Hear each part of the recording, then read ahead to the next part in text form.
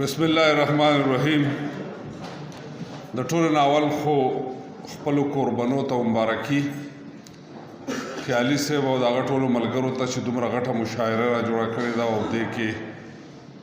د مختلفو سیمو شاعران رابللي دي، ډېره مبارکي. او بیا په دې باندې بخښنه زه چونکې پېښور ته ځم نو بیا لړه زیاتېږي او په خپله ګاډی چلوم نو د دې وجې نه راته مشکل به بیا پېښ شي، نو ځکه وختي تله غواړم او بیا ما دا خیال و چې 2-3 ګنټې به دوی سره تېروم، هغه مې تېرې کړې. نو زه خوشحاله یم او د ټولو شاعرانو ملګرو مننه کوم چې دوی د دې ملګرو په بلنه باندې شموزو ته راغله. شموزو زموږ ډېر ښکلی ځای دی، ډېر ښایسته سیمه ده، ډېر ښکلي خلک دي، ډېر درانه خلک دي. نو د دې مشاعرې دا روایت چې دی د څو کالو نه را روان دی. باچا صاحب ته پته ده ما او دی پې اکثر خبرې کوو، نو دا ډېره ښه خبره ده چې دا مشاعره کېږي او د دې ټولنې ملګري چې دې ټولنې نامه رانه هېره شوه، غورځنګ ادبي ټولنه چې دا د شموزو یوه ډېره زړه او ډېره تکړه ټولنه ده. الله دې وکړي چې دوی خپل کار همدغسې جاري وساتي. زه به ته یو څو شعرونه ووایم او زما د تلو نه پس به پروفیسر ډاکټر اقبال شاکر د صدارت په چوکۍ ناست دي او زه چې کلام ووایم نو داسې غلی غوندې به وځم، څوک به راسره نه راپاسوي. د هغې وجه دا ده چې داسې بې ادبي غوندې کېږي چې شاعران دومره ښایسته ناست دي، مشاعره روانه ده. نو زه نه غواړم چې مشاعره ګډوډه شي او غلی به ما او یو دوست مې دی، ما او هغه به غلي وځو. ښه جي څه شعرونه دي چې زما خوښېږي زما خوښېږي چې په تا ښایسته ده، زما خوښېږي چې په تا ښایسته ده، ته چې ښایسته یې نو دنیا ښایسته ده. او چې د عالم د خیر سوچونه کوې، چې د عالم د خیر سوچونه کوې، هره خبره د بلها ښایسته ده. مننه. او قامونه ډېر دي، وطنونه ډېر دي، قامونه ډېر دي، وطنونه ډېر دي، پښتون ښایسته دی، پښتونخوا ښایسته ده.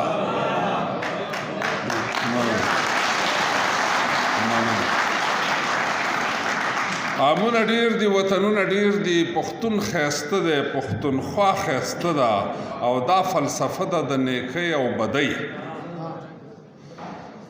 دا فلسفه ده د بدۍ او نیکۍ. تیاره بدرنګه ده، رڼا ښایسته ده. دا فلسفه ده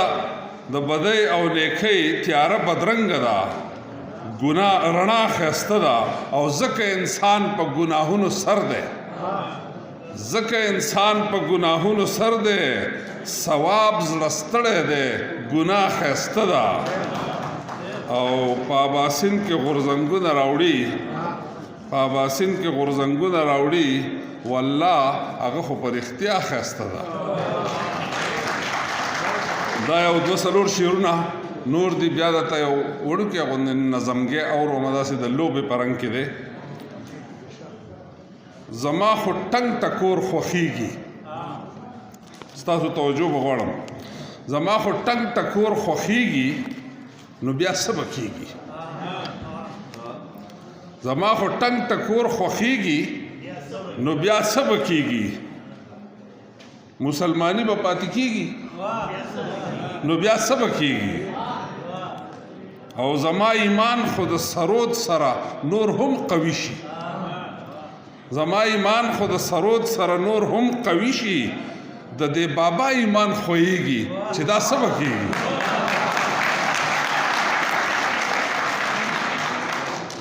او خپلو رګونو او سینې سره به څه کومه؟ خپلو رګونو او سینې سره به څه کومه چې ډمامې پکې غږېږي، نو بیا څه به کېږي؟ او باران سیلۍ ته په غوږونو کې بوجۍ ورکوم، باران سیلۍ ته په غوږونو کې بوجۍ ورکمه، لکه د ساز راته ټنګېږي،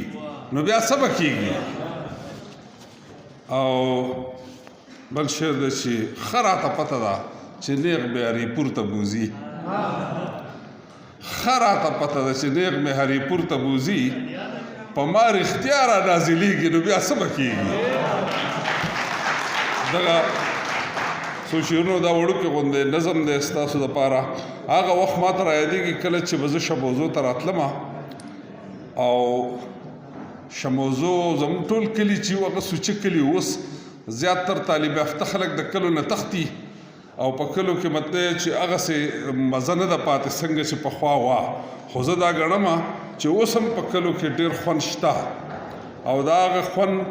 اثرات چې دي نو هغه د ځینو شخصیتونو کې تاسو وینئ دا شاعران دا ادیبان دا دانشوران دا هوښیاران د دوی په شکل کې مونږ د کلو هغه عظمتونه وینو دا د په ښار کې که هر څو د بادشاهۍ عمر تیریږي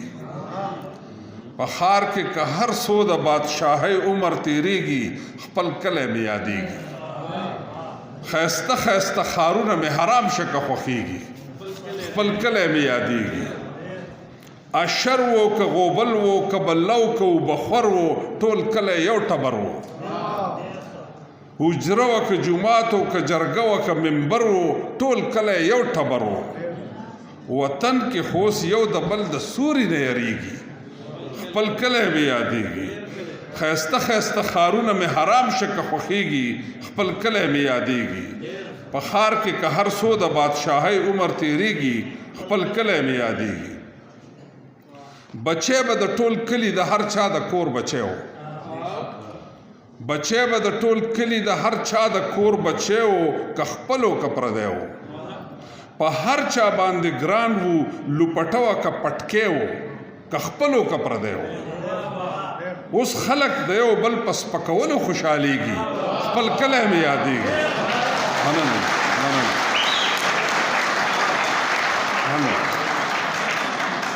بچی به د ټول کلي د هر چا د کور بچی و که خپل و که پردی و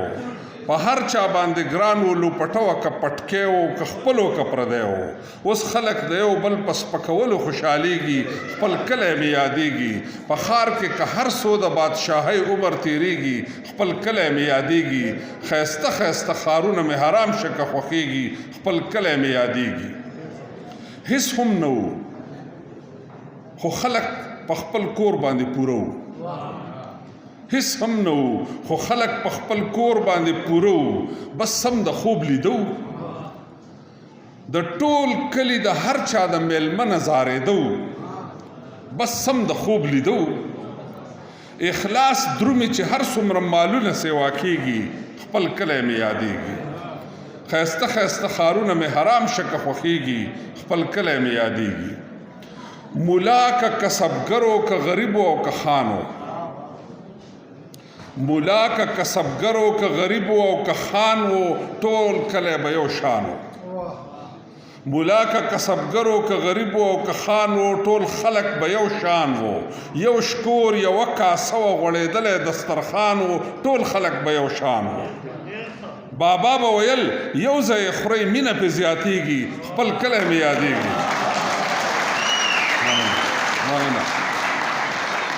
بابا به ویل یو ځای خورئ مینه پې زیاتیږي خپل کلی مې یادیږي ښایسته ښایسته ښارونه مې حرام شکه خوښیږي خپل کلی مې یادیږي آخري بند دی چې رڼا رڼا سحرې وې